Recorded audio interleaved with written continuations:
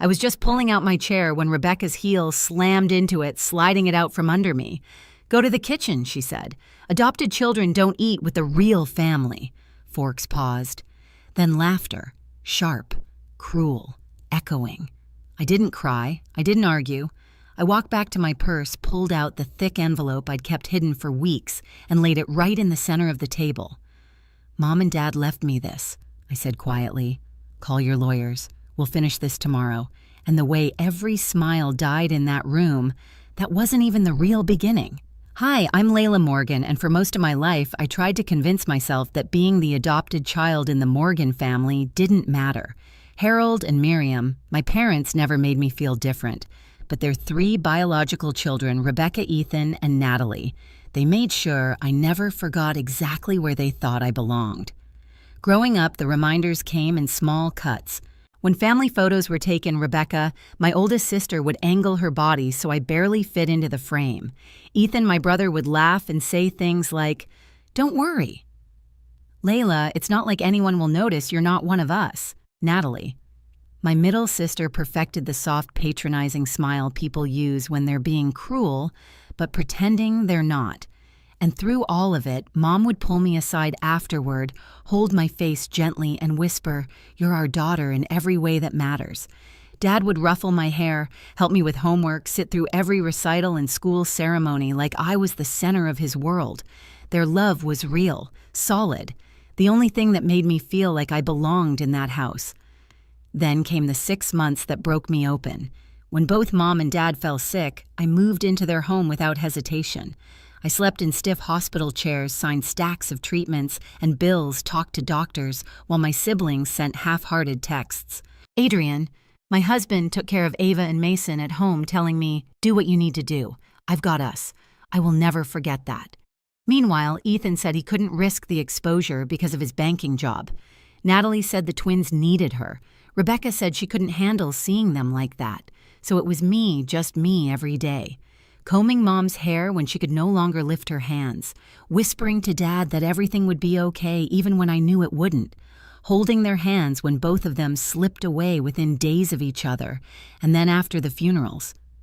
Funerals where my siblings suddenly played the roles of devoted children, they made an announcement. Rebecca, with her polished voice and perfect posture, said she wanted to host a family dinner to honor Mom and Dad. She even assigned tasks. "Layla, you handle the cooking. You were always the best at making Mom's recipes." Ethan nodded like it was a business meeting. Natalie added, "And maybe bring those rolls from the bakery near your place. Mom loved those." I should have seen the trap forming, the hushed conversations when I entered a room, the way they acted like I was helpful, staff, not family, the way they avoided eye contact when I asked what exactly this dinner was for. Still, grief makes you hope for things you shouldn't. I spent 3 days cooking Mom's favorite dishes, choosing a good bottle of wine. I couldn't really afford wearing a dress. She always said complimented my smile. I told myself maybe this dinner would bring us back together. Maybe loss would soften old wounds. But when I walked into Rebecca's house that night, beautiful, spotless, cold, I felt something in the air.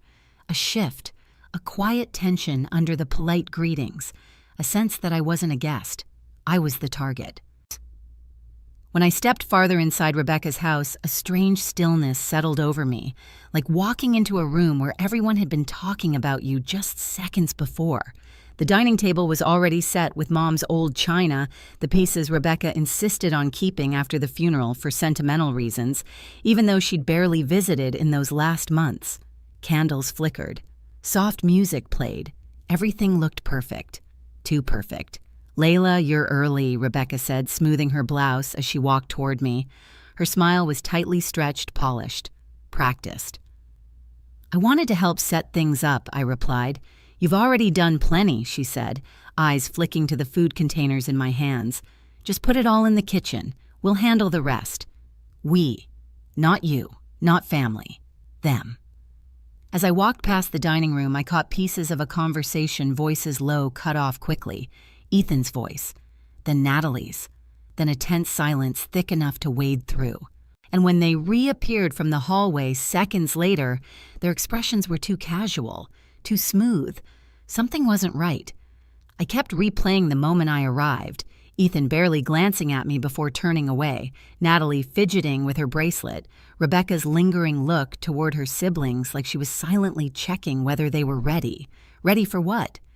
In the kitchen, as I unpacked all the dishes I'd spent hours preparing, the familiar ache settled into my chest. That ache I'd felt my entire childhood standing outside, closed doors hearing laughter from rooms I wasn't invited into, watching holiday photos uploaded online without me, realizing family traditions were continuing without the adopted one. Sometimes exclusion is so subtle it makes you question your own memory. Other times, it walks right up and smirks in your face. As I arranged the serves of Mom's apple cinnamon roast on a platter, a flashback washed over me so vividly I could almost smell the cinnamon from years ago. I was 11, holding a plate of cookies I had baked myself. Rebecca, Ethan, and Natalie were on the porch enjoying the summer evening. I asked if they wanted one. They exchanged glances. Rebecca said, "Sure," but when I walked away, I heard her whisper, "She tries too hard." They laughed, just like they laughed tonight. Back in the present, I checked the clock, 15 minutes until dinner. I brushed my hands on my dress, took a breath, and stepped back into the living room where everyone had gathered. Rebecca and Natalie were standing by the window whispering. When they noticed me, their conversation died instantly. Ethan adjusted his sleeves, avoiding my gaze as if guilt were a physical weight pulling his shoulders down. I tried to break the tension. I brought Mom's apple pie, too. The one she taught me, Rebecca's smile cut me off. "Perfect. You can serve it later? Serve it. Not share it. Serve it." The même mon quoi that dang Loudon. Something in their tone, in their posture, in their carefully constructed politeness, it all felt like a performance, like they were waiting for the right moment to drop whatever they'd been planning. Ava and Mason weren't there to distract me with their chatter. Adrian wasn't there to squeeze my hand and tell me it would be fine. It was just me, surrounded by people who had mastered the art of making me feel like an outsider without ever saying the words aloud. I tried to remind myself why I came, because I wanted to believe in family, because I wanted to believe that grief could soften cruelty, because I had spent 6 months giving everything I had to keep Mom and Dad comfortable in their final days, and maybe that mattered to them too. But as I sat down carefully, quietly, I saw Rebecca watching me. Not warmly, not like a sister, but like someone checking whether the trap was set properly. I knew then, whatever was coming wasn't kindness. Dinner started the way disasters often do, quietly, politely, with everyone pretending nothing was wrong. Rebecca took the seat at the head of the table, the one Mom used to occupy, and folded her napkin with the same self-importance. Ethan poured wine like he was hosting a corporate mixer, not a family memorial. Natalie kept smoothing her dress, glancing at everyone as if waiting for a signal. I sat at the far end, the seat left open after they'd already arranged themselves. I tried to ignore it. I tried to breathe. For the first 10 minutes, the conversation was harmless. Ethan talked about work. Natalie talked about her twins. Rebecca reminisced about Mom's garden, conveniently leaving out that she never watered it once. But nothing in that room felt real. Every smile looked stretched. Every story felt rehearsed. I brought out the dishes I'd spent days preparing Mom's favorites, and Rebecca clapped her hands lightly. "Oh, good, Layla. You can start serving." Serving, not joining. I swallowed the sting. Of course. As I moved around the table, I noticed how none of them made space for me. Not a single chair shifted, not a single hand offered to help. I set plates in front of them while they continued their conversations as if I were hired staff, as if this wasn't supposed to be the dinner that honored the two people who loved me more than anything. Halfway through the meal, Ethan cleared his throat in that condescending way he had in high school. So he said, "Since we're all here, maybe we should talk about the house." Rebecca nodded. "And Mom's jewelry. There are some valuable pieces. We should make a plan," Natalie added. "And the investments, it's best if they stay in the bloodline." My fork froze halfway to my mouth. The bloodline. They said it without shame, without hesitation. Just a fact in their minds. A rule of nature. Rebecca leaned forward, voice coated in sweetness. "We just want to be practical, Layla. I'm sure you understand. There were a lot of things I understood in that moment, like how the smiles earlier were bait, the small talk was a setup, the dinner, a stage. I put down my fork. "What exactly are you saying?" Natalie took a breath, preparing her fake sympathetic tone. "We all know Mom and Dad loved you, Layla, but legally, well, inheritance usually goes to biological children. It's just how families work." "Families." Ethan nodded. "We're not cutting you out. We're just saying the majority should stay where it belongs." Belongs. The room tilted. Something inside me, that last soft hope, snapped cleanly in two. "You're serious?" I whispered. Rebecca tilted her head, that little smirk she used in childhood slipping through. "Don't be dramatic. You can keep sentimental things, a photo or two. But the house, the accounts, it's only fair that—" And that was it. Something in my chest went very still, a quiet so sharp it felt like clarity. I pushed my chair back gently. Ethan raised a brow, confused. Natalie bit her lip. Rebecca's smirk faltered just slightly. I stood up, walked toward the kitchen. They probably thought I was going to cry or retreat or disappear like they'd trained me to do for years. Instead, I walked to my purse, slid my hand inside, closed my fingers around the thick envelope. The one Mom pressed into my hand days before she went unconscious, the one Dad signed with shaking hands, the one I'd carried for weeks, waiting for the moment they showed me exactly who they were. I turned around and walked back into the dining room with a calm I didn't recognize in myself. Rebecca frowned. "Layla, where are you?" I didn't answer. I stepped to the center of the table, right where Mom's good china sat, and dropped the envelope with a soft, precise thud. The sound sliced through the room. "What is that?" Ethan asked, voice tightening. I looked each of them in the eye. "Mom and Dad left me this letter," I said. "Call your lawyers. We'll meet tomorrow." Silence. For a moment, nobody breathed. Then it happened. The thing I'd been waiting for without realizing it. Panic. Raw. Visible. Delicious. Ethan's face drained of color. Natalie's fingers curled around her wine glass like she might drop it. Rebecca's smile froze, then cracked. "Layla," she whispered. "What did you do?" I leaned forward slightly. "What you made me do." And without another word, I picked up my purse and walked out of the house, leaving their stunned silence behind me like smoke from a fire I had finally set. The next morning, the city felt unnaturally bright, too bright for what I knew was coming. I barely slept, replaying last night in my head. The laughter, the insult, the envelope hitting the china, their faces draining of color. Adrian drove me to the law office, his hand resting on mine the whole way. "You don't owe them anything," he said quietly. "I know, but a part of me, some soft, stubborn piece, still wished they had chosen differently."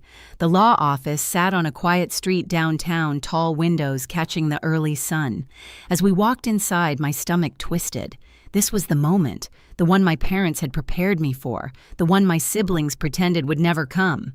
The receptionist led us to a long conference room, dark wood table, leather chairs, a wall of framed degrees, and sitting there like they owned the place were Rebecca, Ethan, and Natalie. Ethan's wife, Clara, the corporate law shark, sat beside him, wearing a suit that probably cost more than my car. Natalie's husband, Eric, had a stack of financial spreadsheets in front of him, tapping his pen nervously. Rebecca sat alone, hands clasped tight, knuckles white. None of them looked at my... Arthur Sullivan entered moments later, our parents' lawyer for over 20 years. Gray hair, calm voice, an expression that saw more than most people wanted him to. He greeted Adrian, then turned to me. "Layla, your mother and father spoke very highly of you, especially toward the end." The sentence landed like a warm hand between my shoulder blades. I nodded, barely holding my composure. Sullivan closed the door, sat at the head of the table, opened a thick folder, and the room fell silent. "We are here to review the last will and testament of Harold and Miriam Morgan." Rebecca straightened. Ethan folded his hands. Natalie bit her lip. Sullivan looked directly at them before continuing. "I understand Layla presented a letter yesterday. Before we begin, I want to confirm something for the sake of clarity." He reached into the folder and lifted a sealed document. "Your parents wrote several private letters before they passed. The one Layla shared was authentic and aligns with the revisions they made 8 months ago. 8 months, right around the time their health began failing. Rebecca spoke first, voice tight. "Mr. Sullivan, our parents would never exclude any of us. There must be some confusion." "There is no confusion," he said simply. He opened the will. The entirety of the Morgan Estate home savings investments, belongings, and all insured assets is to be inherited by their daughter, Layla Morgan. You could hear a pin drop. Even the hum of the air conditioner seemed to freeze. Sullivan continued reading the legal language, but all I could focus on was the electric jolt as every eye in that room turned toward me. Not with kindness, not with understanding, but with disbelief so sharp it bordered on fury. Ethan was the first to break. "This is ridiculous," he snapped. "We're their children, their biological children." They wouldn't leave everything he cut himself off, but the word hung there anyway. To her, to the adopted one. Clara leaned forward. "We'd like to review medical records from when these revisions were signed. There may have been diminished capacity," Sullivan raised a hand. "Both Harold and Miriam were evaluated and found competent by 2 physicians. Rebecca's voice cracked. No, they wouldn't do this to us. They loved us. They loved all of you," Sullivan said gently. "But they told me something very specific. May I share it?" He looked at me. I nodded. Sullivan read from a handwritten note in the file. "Our children have grown into adults with their own lives, but Layla is the one who never left our side. Not out of obligation, but love. She took care of us when no one else would. We want to give her the security she has always given us." Natalie put her head in her hands. Ethan scoffed. "So what?" "She babysits them for a few months and gets everything. That's insane." I felt something inside me harden, heat pulsing low and steady. 6 months, I said quietly. 6 months of hospitals and paperwork and sleeping in chairs. Where were you? They didn't answer. Sullivan continued. "Your parents also added a clause regarding challenges to the will." Ethan leaned forward. "What clause?" "If any beneficiary attempts to contest it, they forfeit any claim to family photos, heirlooms, personal items, keepsakes, or belongings of sentimental value. Everything will instead be donated." The panic was instant. Rebecca's breath hitched. "They'd give away Mom's ring. Dad's medals if a challenge is filed," Sullivan confirmed. Natalie stared at me with red eyes.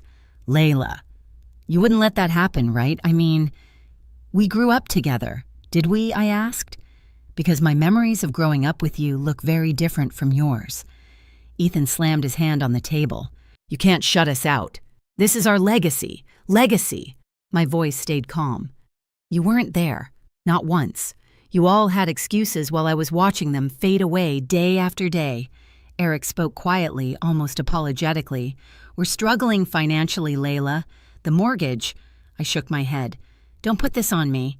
Clara leaned in, voice sharp. "Legally, we can still argue undue influence." The circumstances, Sullivan closed the folder with a soft final thud. "You cannot argue undue influence when the beneficiary wasn't present for the revisions. Layla wasn't even in the building when they made these changes. The shock on their faces, that was the moment the power shifted." Rebecca's voice dropped to a whisper. "So it's really over?" "No," I said. "This part is over. What happens next is up to you." Natalie looked desperate. "What do you want from us?" I thought about it, really thought about it. The insults, the exclusion, the years of being treated like a guest, never a daughter. The laughter last night, the way they enjoyed humiliating me. What I wanted was simple. "I want peace," I said finally, "but I won't negotiate my parents' wishes. They made their choice, and so did you." Ethan stood abruptly. "Fine. We'll see if there's any legal leverage." Sullivan cut him off. "One more thing. Your parents left a final private message for Layla." He handed me a small envelope. I opened it slowly. Inside was a single line in my mother's handwriting. "You were always ours. Now let us take care of you the way you took care of us." My throat closed. My vision blurred. For the first time since they passed, I let myself feel the weight of their love, not a burden, but a gift. When I looked up, my siblings were watching me with a mixture of resentment, regret, and something resembling fear. I stood. "I'm done here." I walked to the door. My hand closed around the handle. Behind me, Rebecca's voice shook. "Layla, wait please." I paused but didn't turn around. "You told me to go to the kitchen," I said softly, "but I'm done eating scraps." I walked out of the room, leaving them exactly where they had put me, my whole life behind me. Adrian was waiting in the car when I stepped out of the law office, and the moment I closed the door behind me, the tightness I'd been holding in my chest finally cracked. He reached for my hand without a word. That alone undid me. I leaned into him, letting the tears I'd refused to shed in front of my siblings spill freely. That night, after Ava and Mason were asleep, I told Adrian everything, every line of the will, every reaction, every last attempt they made to claw something back. He listened quietly, then said, "They lost you long before they lost the inheritance." The days that followed were messy. Ethan called with threats. Natalie showed up twice, crying on my doorstep. Rebecca sent flowers cards, long messages about miscommunication. But I held the boundary. For the first time in my life, I didn't apologize. I didn't shrink. "I forgive you," I told each of them. But forgiveness doesn't rebuild what you destroyed. Weeks later at a grocery store, I ran into Dana, the social worker who had helped my parents during their last stretch. She told me about two little girls who'd lost everything. Sisters, 4 and 3, no relatives willing to take them both. Something in me opened. 8 months later, Lila and Hazel came home. And the first night I tucked them in Ava reading to one Mason offering his favorite stuffed bear, I realized I had finally built the family I always deserved. 1 year after that dinner, I stood in the doorway of our new home watching all 4 kids chase each other across the backyard. Ava's laughter sharp and bright, Mason pretending to be a superhero, little Lila and Hazel clutching fistfuls of dandelions like treasures. Adrian slipped his arm around my waist. "This," he whispered, "is the real family." And he was right. Blood didn't give me this life. Love did, choice did, courage did. If you've ever been pushed aside by the people who should have protected you, you're not alone. Share your story below and hit subscribe so you don't miss what comes next.